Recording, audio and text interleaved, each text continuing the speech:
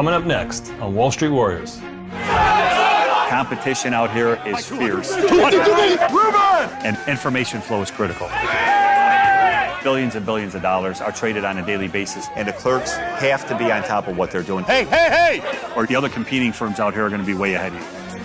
I'm a go-to guy for some of the largest, most sophisticated investors in the world. One of my areas of focus is energy.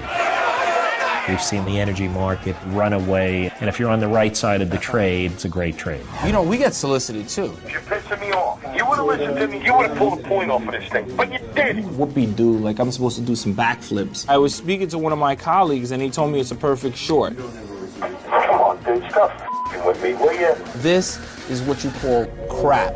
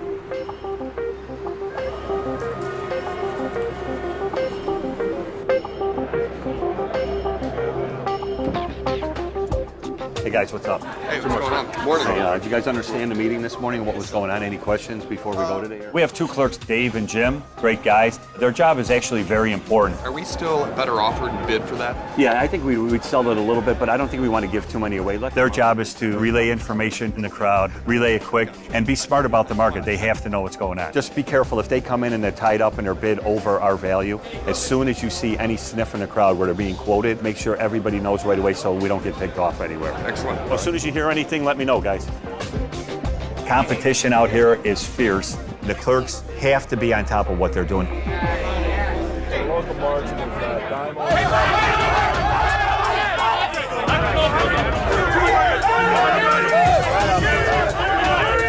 All the clerks are tiered around the top of the crowd. Hello. My clerks stand kind of to my left as I'm facing my broker.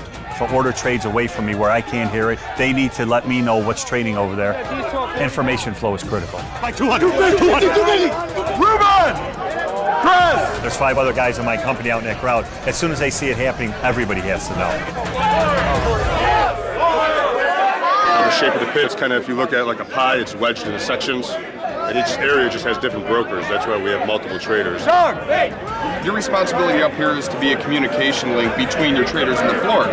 You have to monitor 6 guys in our case. If one's looking that way, one has to be looking this way. You can't have the same guy looking at the same person or you're going to miss information or miss a trade. If you have a good clerk staff and you have decent traders, you're going to be doing pretty good down there. But if you have a clerk that is not up to speed, the other competing firms out here are going to be way ahead of you. They need you to be wide awake and you always have to be on your game. You could do 100 things right, but the one thing you do wrong is going to be the thing that stands out. We need to know almost before it happens what's trading, and they do a great job. I'd put them up against anybody up there. That's how good they are.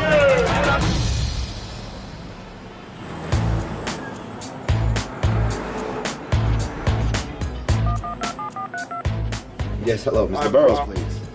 Tariq from Basad of Basad Inc. Tariq makes cold calls right now. That's typically how we snag new clients. Tariq from Basad of Basad Inc. He's still learning this and making sure that he wants to be in this industry. Because I just grabbed the latest ones. Is these up to date? I thought this stack was from last week. You can go through this. This right here, 2 days, the whole thing. I can do 200 calls easy. I mean, you know, a call don't last more than a minute. And I beat up that phone all day. I stand up. There's no point in me sitting down. No time to sit down on the phone. Sure, I mean, you could come into the office, we could do a meeting, whatever makes you feel more comfortable. Tariq is a pretty decent cold caller. The way that we do cold calling, it's not like, and you know, that's things that you see in the movies. This is Wall Street. Tariq from Bassard and Bassard Incorporated. Yeah, but you know what? No, I'll call him back. Thank you. Right now, no one wants to talk to anyone because the market's doing crappy. I'll try him back. Okay. Now it's like, who? Where you from? Wall Street? Do you watch the news? We keep going until we find those individuals that will give you a shot. How are you holding up in this market? All you need is that one shot to prove yourself. That's not good. That's not good. From there, it's a snowball effect. That's how the referrals and momentum just starts to We build. protecting our 401ks, our 457s, our IRAs. I think right now, if you can obtain clients in a down market, it makes a better relationship. All right, so let's get this going. Let's see how you can bring some of that money over here and we can actually make it work for you, all right? That sounds good right there. We look like we got a winner. That's what makes me feel great. Closing some deals.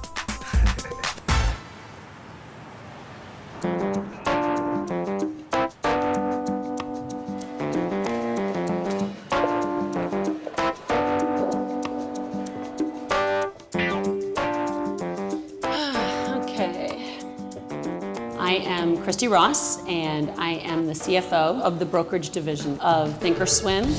Hello, this is Christy. Hi. Thinkorswim has this family atmosphere. The company has just grown so quickly. It's so exciting, and there's new people here every day, and it's really a unique experience working here. It's wide open. You can say what you want and not feel bad about it and not feel like you've stepped over the line in a normal corporate setting. Okay, great. Perfect. Okay. Thank you so much. You're welcome. Appreciate it. I'm coming back out. I'm from Wisconsin. As soon as I say that, I get all the cheesehead jokes. One of the choices that I made is to really focus on my career. And I made that choice early on. Great, because I just talked to her a little while ago. Does she know where to look? It's hard. It's hard from a standpoint of being away from your family and trying to juggle a husband and 3 beautiful girls. At our wedding, my husband even said when he was making his toast, I don't know if you all realize, but she's been married before. So I'm looking up going, you talking about me? And he goes, she was married to her job. That is kind of how it is, and he respects that, and he supports that, okay? So it's been tough, but it's been rewarding too. I love the excitement of the market every day, the energy, and being part of it, you know? Maybe I'm just accounting for it, but bottom line, I'm a part of it.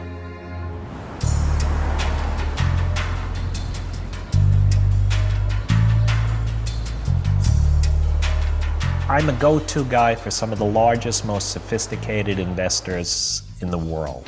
The average investor that I represent typically invests about $100 million on average. What I do is I introduce these investors to undiscovered, under-the-radar hedge fund managers who deliver extraordinary returns. Is he worth looking at or not really? Hedge funds are now managing a significant share, probably 50% of America's investable assets.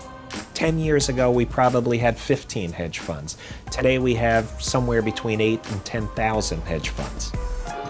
Early on, when there were 10 hedge funds, they would exploit inefficiencies in the markets.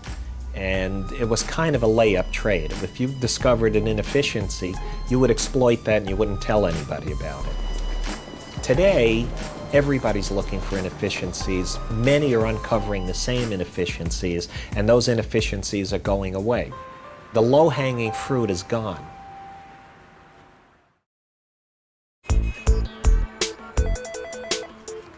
We're sorry. Hold on just 1 second. You know, we get solicited too. You know, we were talking about cold calling before. Brokers get, advisors get solicited too all the time. Phil Broussard. Hey, Phil, what's going on, Big Daddy? Nothing much. What's cooking? We get targeted by small cap companies, penny stocks. The stock is not moving at all. What they do is they'll try to entice us to buy these shares. At 220, 250, well, we'll see what happens. At $3.10, I missed the move. I don't want to pay that much. I mean, come on, it's always something with you, dude. He's been trying to tell me about this stock, and it went from $2.75 to $3, like whoopee-doo, like I'm supposed to do some backflips. and give him $1 million worth of business of my client's money to put into that. That's not going to happen. Actually, I was speaking to one of my colleagues, and he told me it's a perfect short. Come on, dude, stop f***ing with me, will you? I'm not. I'm telling you right now. This is the information I got. I think it's a good short. I don't think it's a good long position. We could bury that stock and make it a 20-cent stock. I don't have the patience to deal with you in the middle of a f***ing hurricane with that shit today. You're in the middle of a hurricane? Yeah, we're in the middle of a hurricane. I'm at the east coast of Florida here. Ah, you well. watch the news? Yeah, I watch the news. I mean, that's... I work for you guys. I come to work in the middle of a f***ing hurricane. Listen. You're getting very irate right now. Yeah, because you're pissing me off. How am I pissing you off? You're trying to shove stock down my throat.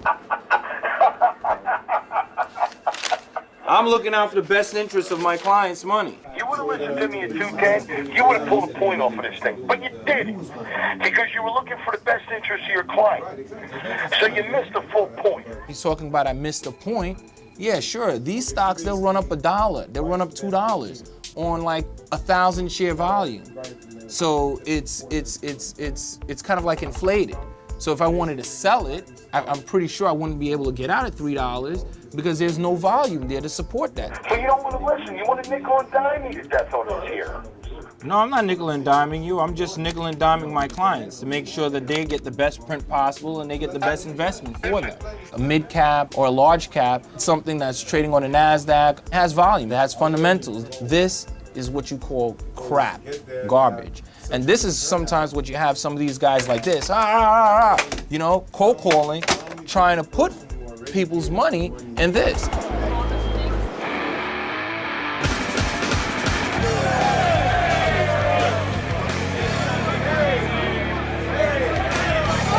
You learn down here after a while, if you're down here long enough, how to lip read. If you notice, the traders are mouthing things to their clerks. There's really no voice coming out of their mouth.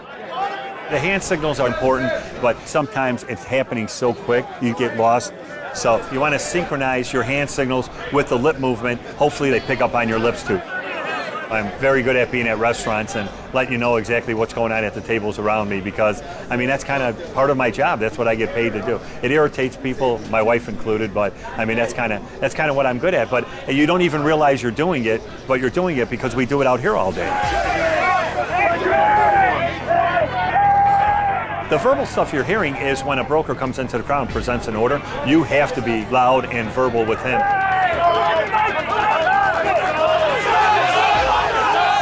You don't want to waste all your voice signaling to your clerks and yelling to get their attention. Then you lose your voice, and then the broker comes in with an order, and you go to yell, and nothing comes out.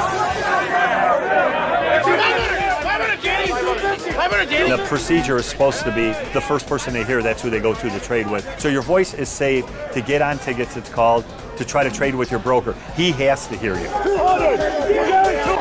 And the guys surrounding me have to hear my voice too, because if there's any discrepancy later on, 200! I'm loud, so the broker knows and the people around me know. I beat them on that order. If they hear no voice coming out of my mouth, then they have a good beef on why I got on the ticket and they didn't get on the ticket.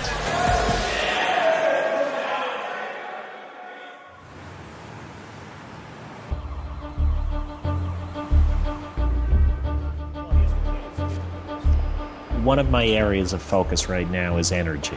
We've seen extreme volatility. We've seen the energy market run away, and it looked like it was never going to look back. When you get dislocations in a market like this, huge amounts of wealth is created in a very short period of time. And if you're on the right side of the trade, it's a great trade.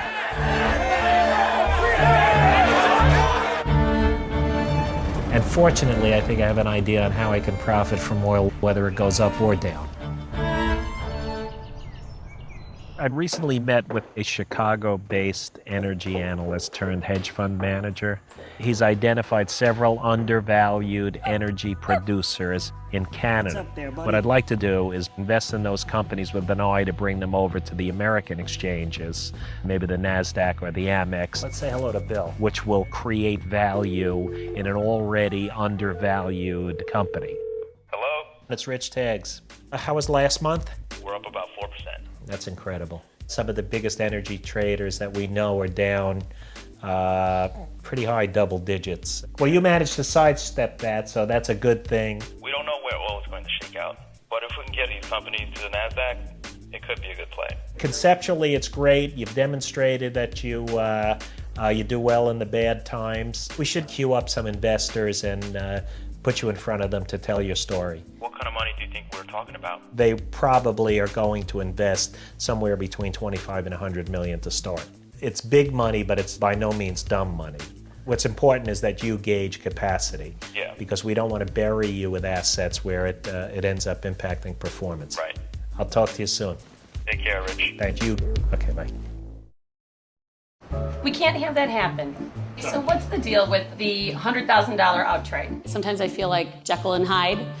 I can be very personable and very personal with some of the individuals. On the flip side, I need to be saying, I need that, I need that. And, it's all in the interest of just making sure that we hit our deadlines. My biggest thing is just making sure that what we have now ties. People don't talk about the accounting teams in corporations. They're the ones working ungodly hours to make sure that the report card of the company goes out and it's accurate. And it gets crazy. As far as relieving stress, we just yell at each other around here. No, just kidding. Accounting sometimes can be pretty stressful, but we try to make it fun and goof around a little bit to keep ourselves sane. Some days we'll be here from 8:30 and won't leave till like 1 in the morning. You can't work all those hours, so what we did is we came up with a baseball game. Don't tell Christy. The catch is, unlike baseball where it hits something, if it hits the wall and I catch it, it's an out.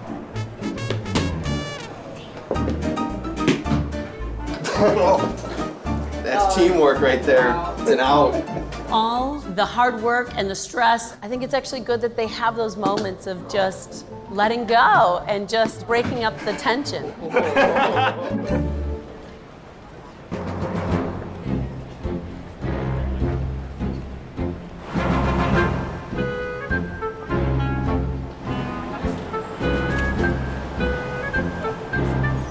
At the Chicago Board Options Exchange, everybody is defined by the color of their coat. Each jacket represents a different company in the crowd.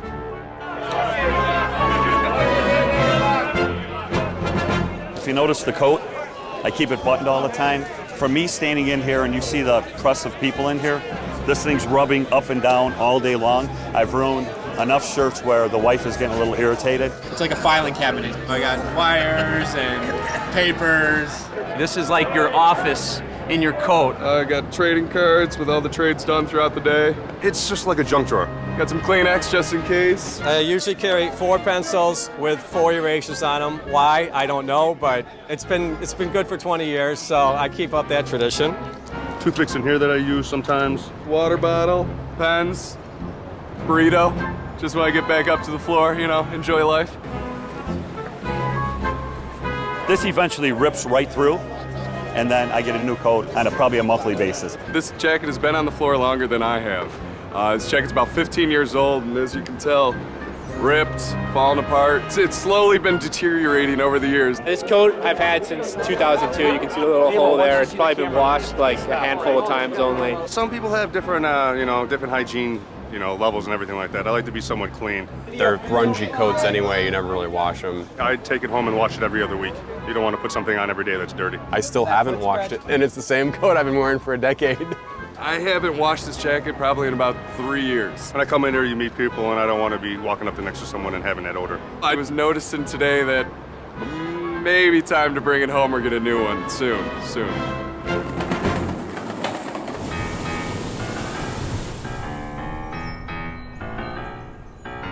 Because of the stress associated with my job, you have to stay active.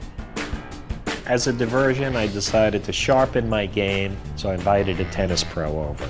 I'll tell you my story in a nutshell and why I need your help. What can I do for you? I almost don't have a serve. All right. But it's close. I like to pick one thing and focus on it That mostly, would be instead great. of going on too many different subjects. It gets a little confusing. Essentially, you want to hit the ball with your shoulder. You want to lock the elbow and open up the wrist and have your body behind the ball.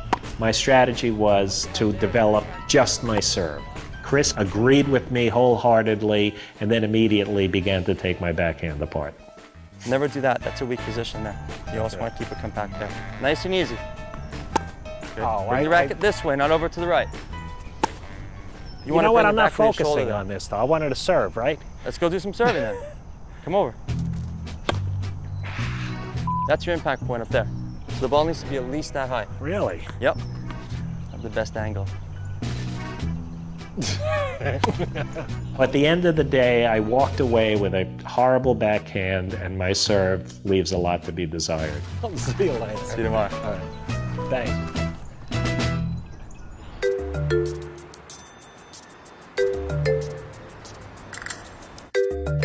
I'm getting out of here early tonight, so I'm gonna get to have dinner with my family, play with my little boys. Why the hell? My business day doesn't end until I actually walk into the doors of my home. What do we need to do to have this transaction proceed? When I'm at the office, it's business and business only. But once I get home, I try to spend as much time as I can with the family. Super Ashton. Dun dun dun dun dun dun dun dun dun. Super Ashton. He's a super baby. I have a beautiful wife, and we have 3 beautiful boys. Love them to death. Where's your big brother Justin at? I cook every night. By the time Phil gets home, his plate is served, and if he's not too tired, which upsets me because it takes time to cook a good meal, and then he's too tired to eat it sometimes. Dinner's ready. Okay. No, looks good. Looks good. Thank you. Can we put the phone away at dinner time? I'm just gonna make one quick Stay call. on and have the thing, please, honey? No matter how hard I try to separate my business life from my family, work always seems to interfere. Just one quick call to Ken. Justin, would you like something? Yeah, he did. Tree right here. He can't say broccoli, so he says trees. All right, Ken. All right, cool. Okay, sit down. A hell of a week. Last month was probably the toughest month I've seen in this business in years. You came home so late yesterday. Yeah. Did you even see Poppy last night? We work these crazy hours, 13, 14 hours a day. Phil doesn't really get to see the kids because by the time he gets home, they're sleeping. And in the morning, he leaves early, and then the weekends go by like this. So Justin, you're gonna be going to school. You're gonna make a whole bunch of new friends. Are you excited? Yeah, you're gonna have your own little book bag. I'm gonna thank you again for nourishing my body. The chipmunk. I'll clean up. Okay, Jesse, give me a kiss. Chris, it's so not stressful playing with you.